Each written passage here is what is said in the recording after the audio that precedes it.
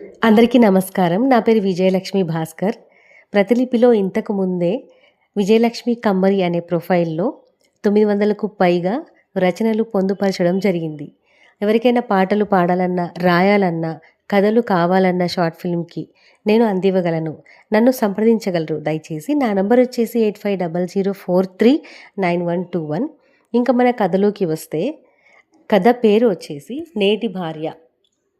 రచన విజయలక్ష్మి భాస్కర్. ఇంకా ఈ కథలోకి వచ్చేస్తే, నా పేరు వాసవి. అమ్మా నాన్నలకు చాలా ఆలస్యంగా పుట్టిన ఒకే ఒక గారాల పట్టిని నేను. అలాగని నాకు ఇచ్చిన స్వేచ్ఛను దుర్వినియోగం చేసుకునేంతగా తిరగలేదు. పద్ధతిగా పెరిగా. చదువులోనూ సాంప్రదాయంలోనూ అమ్మాయి అంటే ఇలా ఉండాలి అన్నట్టున్నా. అందరిలా మగాడిలా తిరిగి ఎక్కడైనా ఎలాగైనా బతికేయాలి అన్నట్టు నాకు లేదు. బాగా సున్నితమైన మనస్తత్వం కలదాన్ని. చిన్న మాటన్నా బాధపడేదాన్ని. అదే నా తప్పు. కానీ అలా ఉండొద్దు అని, నేటి స్త్రీ అంటే ఇలాగే ఉండాలని పెళ్లి తర్వాత ఏర్పడిన నా జీవితమే నాకు నేర్పించింది. ఇంతకీ నాకు పెళ్ళయింది. అతని పేరు, అదే నా భర్త పేరు శరత్. ఒక చిన్న కంపెనీలో మేనేజర్. పెళ్ళైన ఏడాది లోపే మా నాన్నగారు చనిపోయారు. ఆ బాధ తట్టుకోలేక మా అమ్మగారు కూడా వెంటనే చనిపోయారు. అప్పటి వరకు బాగానే చూసుకున్న మా వారి ప్రవర్తనలో మార్పు చోటు చేసుకుంది. ఒక్కోసారి ఇంటికి ఆలస్యంగా రావడం అలవాటుగా మారింది. అప్పటి వరకు తాగడం అలవాటు లేనిది అప్పుడప్పుడు తాగడం అలవాటు చేసుకున్నారు. ఇంటికి వచ్చాక కూడా సిగరెట్ స్మోక్ చేస్తూ నన్ను నిర్లక్ష్యం చేయడం మొదలుపెట్టారు. మధ్యరాత్రి లేచి చూస్తే ఎవరో ఒక అమ్మాయితో చాటింగ్ చేయడం చూశాను. ఎప్పుడైనా మంచిగా రెడీ అయితే, "ఇప్పుడెక్కడికి వెళ్ళాలి రెడీ అయ్యావు?" అనేవారు. బాగా రెడీ అవ్వడం మానేశాను. పెదవులకు లిప్‌స్టిక్ పెట్టుకుంటే, "అన్ని ఆర్టిఫిషియల్ రంగులు మొహానికి ఎందుకు? అవసరమా?" అనేవారు. ఆయన మారతాడేమో అని మొహానికి మేకప్ వేయడం మానేశాను.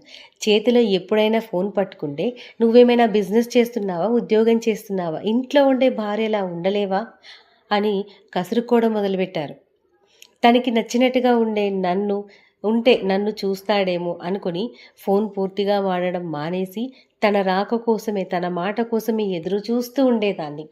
అయినా ఆయన కరగలేదు. పైగా నేనేం చెప్పినా అది కుక్కలా వింటుందిలే అనే స్థాయికి వచ్చేశాడు. ఇంట్లో పగలంతా నేనొక పని మనిషిని, రాత్రంతా పడక మనిషిని అయ్యాను. చాలా కాలం చూశాను, ఏడ్చాను, బతిమలాడాను, పిచ్చిదానిలా తయారయ్యాను. ఒకరోజు టీవీలో మహిళలకు సంబంధించిన ఒక మోటివేషనల్ ప్రోగ్రాం చూశాను. మనం ఒక ప్రశ్నకి ఒకే వైపు వెతికితే సమాధానం ఆహ్, రాకపోవచ్చు. అదే అటువైపు, ఇటువైపు వెతికినమనుకోండి, ఖచ్చితంగా ఏదో వైపు నుంచి సమాధానం వస్తుంది అనేది ఆ ప్రోగ్రాం యొక్క సారాంశం. నాలో ఏదో చదువుకున్న తెలివి, ఆత్మవిశ్వాసం, తెగింపు నిద్రలేచాయి.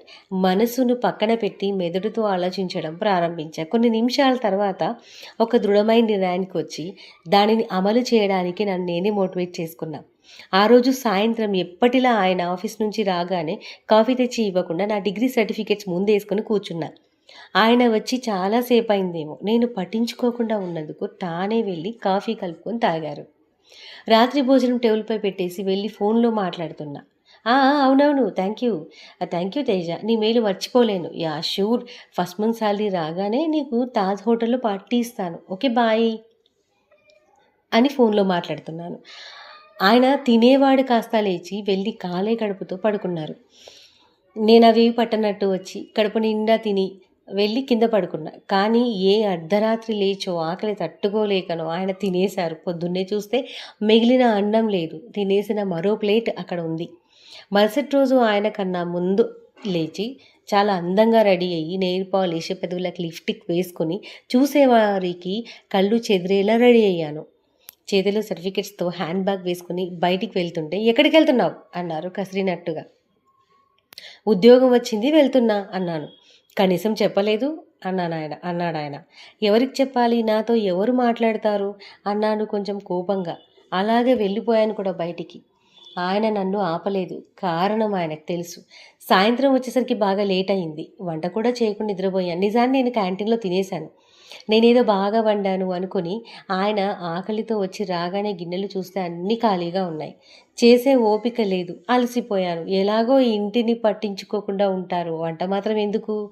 నాకు ఆకలి లేదని, మీరెలాగో తాగి వచ్చి తినకుండా పడుకుంటారని వండలేదు అన్నాను. సైలెంట్‌గా వచ్చి బయట సోఫాలో పడుకున్నారాయన. ఒకరోజు రాత్రి చాలాసేపు తేజతో మాట్లాడుతూ ఉన్నా. ఆయన నా కోసం ఎదురు చూస్తూ ఉన్నారని తెలిసినా గమనించనట్టుగా అలాగే మాట్లాడుతున్నా. ఆయన పడక మీదకి నేను రాకపోవడం చాలాసేపు చూసి చూసి నన్ను పిలిచే ధైర్యం లేక దిండు పట్టుకొని పడుకున్నారు. మరుసటి రోజు పొద్దున్నే టిఫిన్ రెడీ చేసి అక్కడ పెడుతూ ఉంటే, త్వరగా రెడీ అవ్వు, బయటికి వెళ్ళాలి అన్నారు ఆయన. ఇవాళ తేజకు పార్టీ ఇవ్వాలి అన్నాను నేను, నాలో నేనే కొంచెం నవ్వుకుంటూ. ముందు ఆ జాబ్ అనేసి, నువ్వు కావాలంటే ఇంటి పట్టునే ఉండి ఏదైనా ఒక బిజినెస్ పెట్టుకుందాం, ఇద్దరం కలిసి చేద్దాం, నాకు జాబ్లో చాలా విసుగొచ్చేసింది అన్నారు ఆయన. కొంచెం కొంచెం కోపంగా, కొంచెం కొంచెం తగ్గుతూ అన్నారు. ఆయనకు తనను పట్టించుకునే పని పోయి నన్ను పట్టించుకునే పని మొదలైందని అర్థమైంది. మెల్లిగా నేను అలాగే అన్నాను. ఆయన గబగబా బయటికి వెళ్ళి సాంప్రదాయం గల కొన్ని బట్టలు కొని తెచ్చి కొంచెం డబ్బు చేతికి ఇచ్చి, దేనికైనా అవసరం అయితే వాడుకో అన్నారు. తర్వాత కొంత డబ్బు ఇన్వెస్ట్ చేసి టెక్స్టైల్ బిజినెస్ పెట్టుకున్నాం. ఉదయం మొత్తం బాగా అలసిపోయి రాత్రి అయ్యేసరికి నాకు నిద్ర వెంటనే వచ్చేసేది. ఆయన మాత్రం అర్ధరాత్రి లేచి ఏదో ఆలోచిస్తూ ఉన్నారు. ఒకరోజు నన్ను ఎలా దగ్గరికి తీసుకోవాలా తెలియక, అన్ని మెట్లు నా కోసం తను దిగి వచ్చినందుకు తను ఈగో హర్ట్ అయిందని నాకు అర్థమైంది. ఇంతకన్నా నాకు కావాల్సింది, ఏ స్త్రీకైనా కావాల్సింది భర్తలో మార్పే కానీ ఇంకేది కాదు కదా అనుకుంటూ నేనే వెళ్ళి ఆయన్ని కౌగిలించుకొని, మిమ్మల్ని నేను ఏమైనా హర్ట్ చేశానేమో, నన్ను క్షమించండి అన్నాను. ఒక్క క్షణం చలించిన మనసుతో ఆయన, నువ్వే నన్ను క్షమించమని నిన్ను ఎలా అడగాలో నాకు అర్థం కాక నాలో నేనే సతమతమవుతున్నా అంటూ నన్ను బిగ్గరగా కౌగిలించుకొని నా కళ్ళ మీద వెచ్చని తన ముద్దును అద్దారు. మరుసటి రోజు మా ఫ్రెండ్ తేజ, అదేనండి తేజస్వినికి ఫోన్ చేసి, నా భర్త వింటున్నారని తెలిసి, ఇక నుంచి నాకు ఫోన్ మాట్లాడే వీలు కాకపోతే ఏమీ అనుకోదు తేజ అన్నాను. ఆయన హ్యాపీగా బయటికి వెళ్ళిపోయారు. మా కథ కూడా ఇలాగా ముగింపులోకి వచ్చేసిందండి. మీకు కథ నచ్చితే కామెంట్ చేయండి. థ్యాంక్ యూ సో మచ్ అండి.